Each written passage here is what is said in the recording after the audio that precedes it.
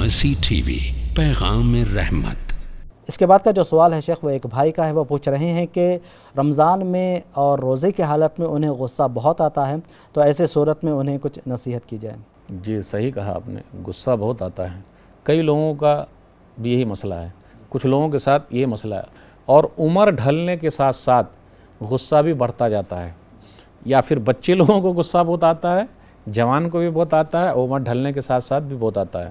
اس سلسلے میں یہی ہے، آپ قرآن اور حدیث میں دیکھیے ہمیشہ کہا گیا لا تغضب، غصہ مت کرو، لیکن جب غصہ آ جائے تو کیا کرنا؟ یہ جو رمضان کا مہینہ ہے اس کا معنی یہ رک جانا، لفظ پر غور کیجئے، اس کا معنی رک جانا، تو ہر چیز سے رکنا، برائیوں سے رکنا، اپنے آپ کو روک لینا۔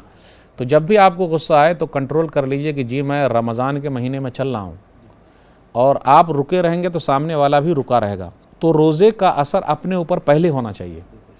لیکن جب غصہ آئے تو کیا کرنا؟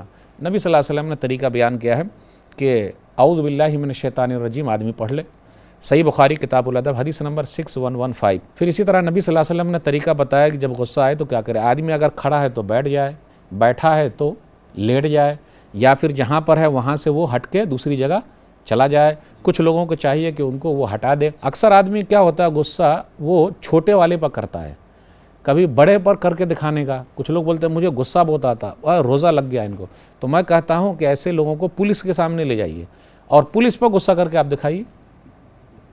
بولے غصے میں بول دیا تو پولیس پر دکھائیے۔ تو کمزوروں پر لوگ زیادہ غصہ کرتے ہیں، اپنے سے اوپر والے پر غصہ کر کے دکھائیے تو آپ کے غصے کی اہمیت سمجھ میں آ جائے گی کہ آپ کتنے پانی میں ہیں، ڈھونگ کر رہے ہیں یا غصہ کر رہے ہیں۔ تو لیکن غصہ تو آتا ہی ہے، کچھ لوگوں کی یہ رگیں پھول جاتی ہے، اور جب غصہ آئے اس وقت آدمی کو چاہیے کہ آئینے کے سامنے آ کے کھڑا ہو جائے، بالکل انار کی طرح، سیب کی طرح ہو جاتا ہے، اپنے چہرے کو دیکھ لے۔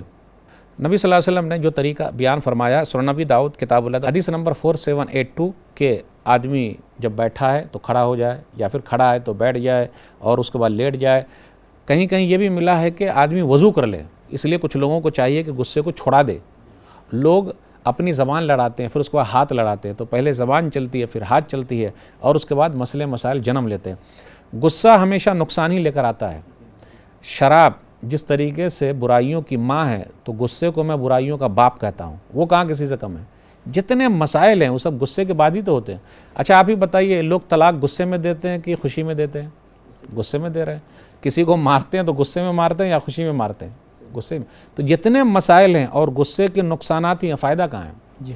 ہاں لیکن کچھ غصے ایسے ہیں جو ہونی چاہیے، جیسے کچھ غلط ہو رہا، صحیح ہونا چاہیے، غلط ہے، لیکن اسلامی طریقے سے ہونا چاہیے۔ مرسی ٹی وی کے مزید ویڈیوز کے لیے ہمارے چینل کو سبسکرائب کریں اور بیل آئیکن کو کلک کرنا نہ بھولیں۔ جزاک اللہ خیر۔